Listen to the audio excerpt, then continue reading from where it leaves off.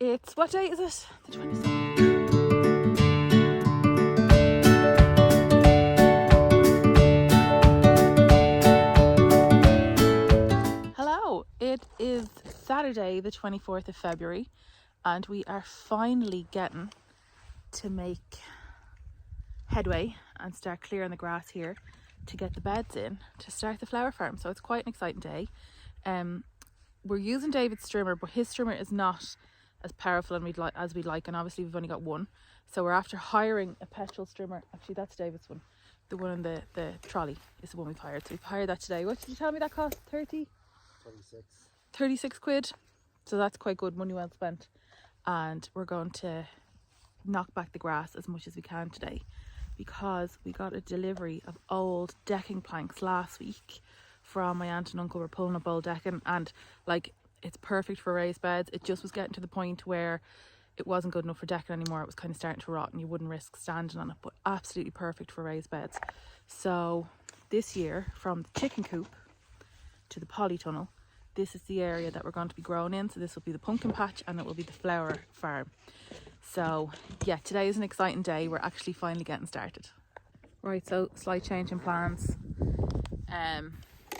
David's strimmer is after giving up the ghost. So he's on his own with the strimmer today and I'll be trying to do a few other bits.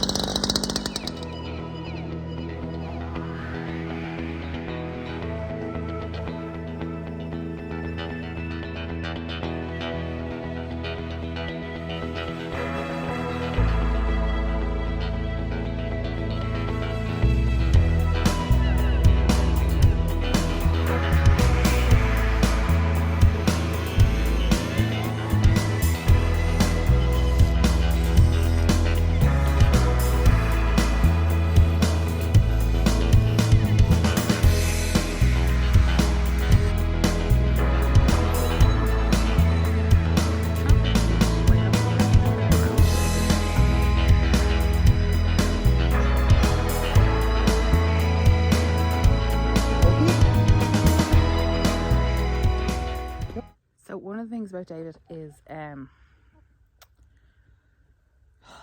suppose he doesn't put up with me when I'm like, oh, I don't know how to do that, you do it. He's like, no, we're going to teach you if you don't know how to do it, and then you'll know how to do it yourself. And you don't have to wait for me to do it all the time, which, like, it's great, don't get me wrong, but sometimes I'm just like, oh, I just don't want to do it, you do it for me. Anyway, one of those things is I'm not great with power tools, right, because I'm a little bit afraid of them, but he's always showing me like how to use them, what to do. So today, this saw,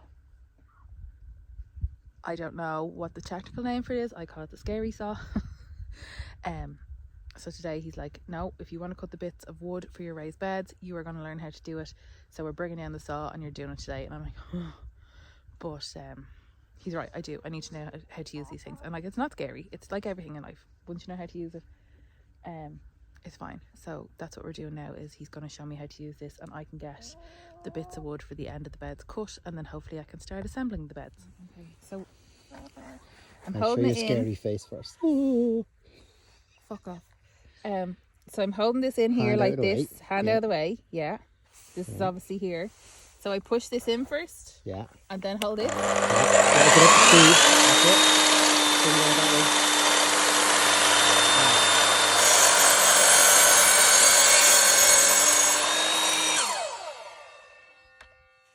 Okay, I didn't realise you had to pull it out and push it in that way. Okay, that's good to know. Okay, woo, first cut. I got this one in Screwfix down in Navan. And it was actually quite a cheap one, but it was very good. So it's not a DeWalt or anything like that, but it's just as good as them. Okay, and then the stand as well, I think we bought for... I think I got it for you for a birthday. Yeah, it was like 40, 50 quid or something. Probably around that, maybe. It was the fucking best thing that we ever got.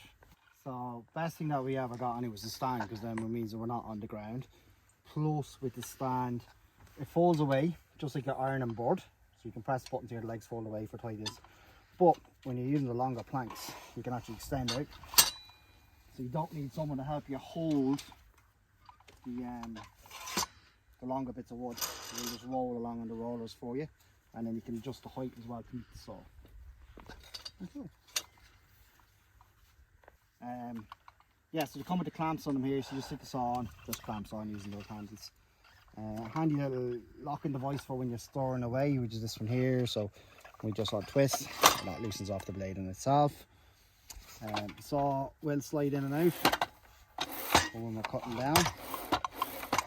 And then you just want to lock it away in storage or lock it just for single cuts that you can.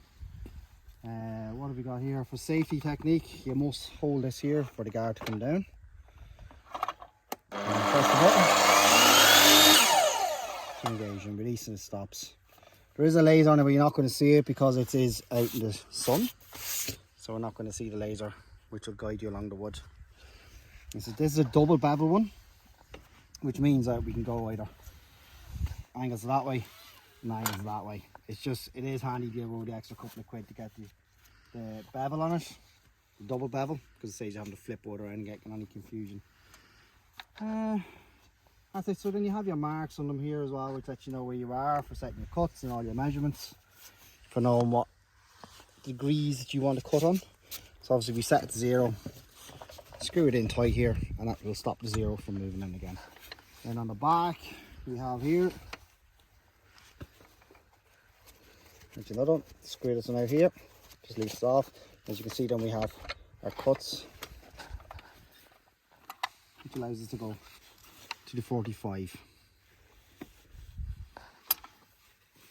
So that'd be good for like if you're putting skirting boards, say, at an angle and things like that, wouldn't it? Yep. Or even if I had wanted to be fancy with joining beds or something, which I don't. Yeah.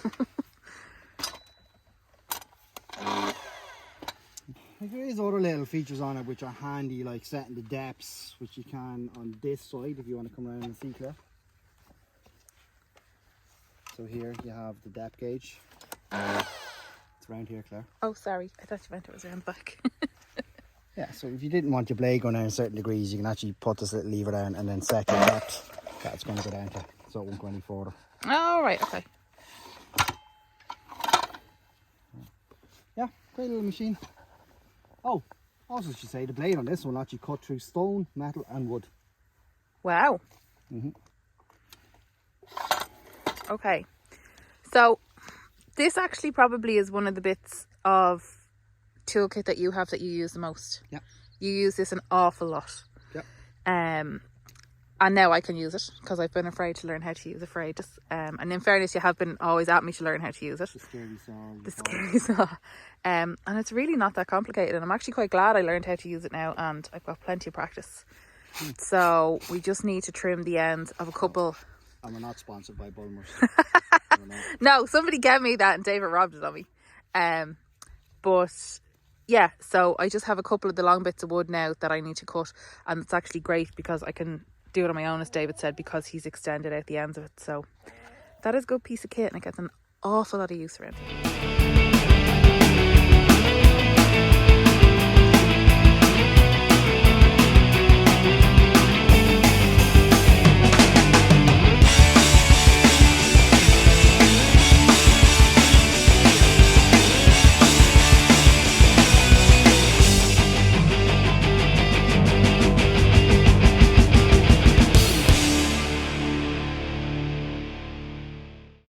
Smiling, looking at you. I'm delighted with myself. I have all my ends cut, and I've my bits for joining. I have to record this again because he's being rude. So I got the drill bit. Actually, I need to go back to the start. David sent me to go get deck and screws, and I came back, but the only deck and screws they had was the one with these star heads, to which he gave me this face. He was like, ah, and I was like, it's okay, they come with the tip in the box. Now I know why he doesn't like the tip, because it doesn't fit. Is this the impactor? Yeah. Doesn't fit in the impactor drill, like it's too short, so it falls into it. So he had to get me an extender piece to go into the drill, which is now this length, and he said that they just fall out all the time. So he's taped it into the drill extender. So very professional. But if it gets the job done, it gets the job done. We were given this deck and wood that my aunt and uncle were getting rid of, but I was just kind of roughly lying the planks down beside each other to make sure they're the same length, and they were fine on that side. But then when we come to this side, I had this much of a gap, so I've just cut an extra bit, and I'll just use these either end to secure it. But yeah, first bed in. Very exciting. Okay, day 2, back at it. I don't have any David today, he's in work, so I'm on my own.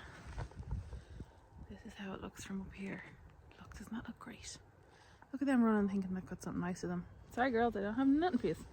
I've got out to start a little bit later than I expected because for all this, like, oh my god, I'm so excited, we finally started the flower farm. I keep forgetting that we've a polytunnel full of ranunculus and seedlings and everything. So the flower farm is already like very much go. So I had to get in and water everything in there. I had to fill up the chickens' water. So I'm gonna go in and get stuck in now. So I need to finish assembling the beds, and I need to get what cardboard I have down and use what compost I have. I need to ring the mushroom farm during the week and see if I can organise getting more compost off them, because like that's not even going to touch part of that bed, I would say. So I'm psychic. I can foresee a lot of shoveling shit in my future.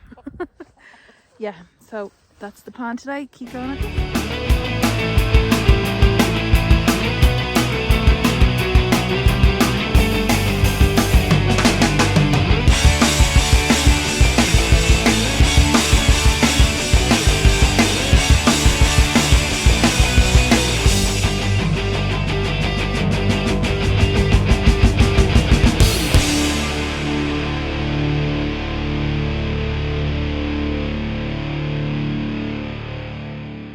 I'm on a go slow today. It's just taking me forever to get these beds up. Now I know David hates some star tips. The amount of times I've hit my fingers. I know you'll be like, put on gloves. I can't do the drill when I have gloves on. I don't know why, I just can't. But anyway, it's a lot colder today and it's a bit on the windy side. And I just don't have the energy that I had yesterday. I think as well it's the fact that David's not around, because you always have more motivation when you have somebody else with you doing jobs. But anyway, I'm just putting together the last bed now, and then I'm going to try get cardboard down here and at least get some compost into one of the beds, so I feel like I've made a start on that. But yeah, definitely not getting as much done today, but better than getting nothing done. Redoing the screws on the join on the first bed, because when I put them through straight. They're too long and the tip is sticking out and it's dangerous. So David told me to like put them in at an angle so they won't stick out, plus it'll make it stronger. So that's what I'm doing. I'm bored doing this job now at this stage. I'm just fed up. I don't have the same energy levels as I did yesterday. And what am I doing next? Once I get this one done, I have 2 more bits to redo. 8 more screws. Then when this is done, put down a bit of cardboard, try to get a bit of manure in, and that's it. I'll call it a day. I reckon it's about 4 o'clock. I was saying I'd stay out till it gets dark at 6. I don't know if I'm going to last that long, but to be honest with you, I'm just really happy with everything that we've got done. You can really see the farm starting to take shape. For so long it's just been a big overgrown field, and I felt like, how are we ever going to turn this into what we want to? And now I feel like we've made a really big headway. So yeah, really happy with how it's going. Okay, I finally got the beds assembled. Well, obviously apart from the middle one, because the compost heap is in the way. That's fine. I'm going to dig that out into this one, then I can finish that one. But I have the other 3 fully assembled. I don't know if they're 14-foot lengths or if they're 16-foot lengths, but they're nearly the same length as the polytunnel, and that's 52 foot. So I'm going to assume they're 16-foot lengths. So what length? Basically, the beds are nearly 50 foot each in length by 3 foot wide, with a gap of 4 foot in between them. So the next stage is now. This one I've already done it, but I raked up all the grass that David had trimmed down yesterday.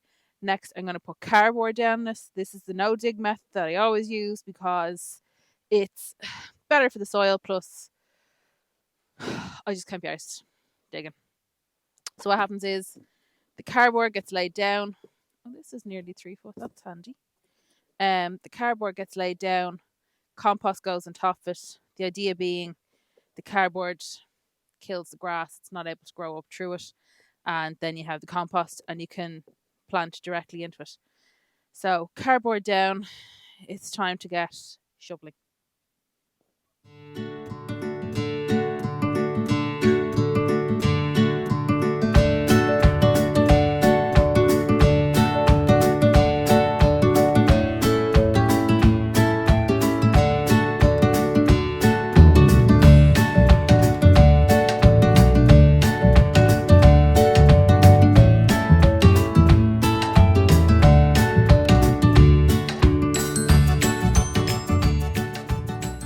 So I got a bit of a second wind, got the cardboard started and the compost shoveled in. Now this doesn't look like it's much, but that took a hell of a lot of compost out of the pile.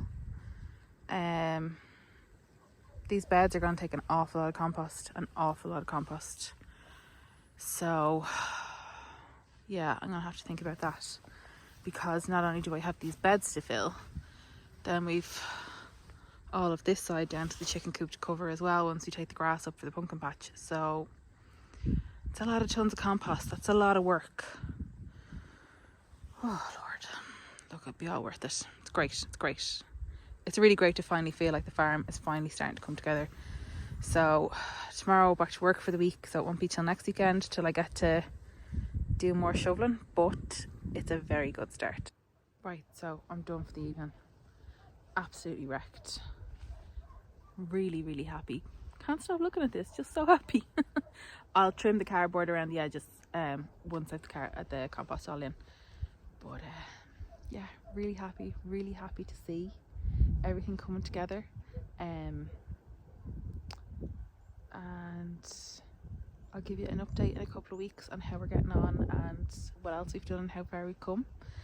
Thanks for watching, and I'll talk to you the next time. Bye.